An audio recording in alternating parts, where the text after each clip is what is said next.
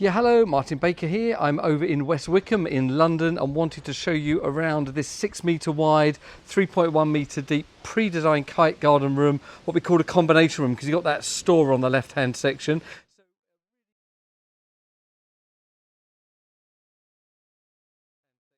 So a really typical use for a client, multi-purpose use, had a shed down here, needed that storage. What we call our combination room works really well, and based on our pre-designed kite, which has got them lovely French doors in the middle with the UPVC windows next to it, maximising that whole front. So that's actually a 4.8 metre building, if you like, garden room, then with the 1.2 store on the side.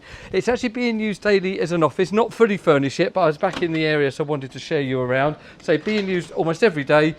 Small desk in the corner, and I think this is a great way, and I see a lot of clients using a building like this, a small desk, and then using the rest of the space for the enjoyment of the family. So the nice big TV set up on the wall there, the lounge. Say when this becomes a bit more personal and customised by the client, it will look far nicer, but for now that gives you a really good idea of a very nice space.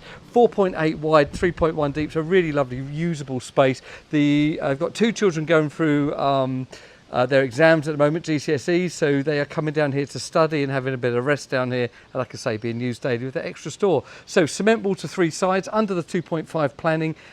So this is built within permitted development on a steel and timber frame base, and then we've got some slab work out the front that was already in place. So just a bit of finishing to be done here by the client, and then it's all there. So there you go. That's our 6 metre wide, 3.1 metre deep Kite combination store in London here. If this is of interest to you, please feel free to give us a call and speak to Rob, or contact us through the website. Please like, subscribe, share what we do. I do appreciate it, and let me know your thoughts on this.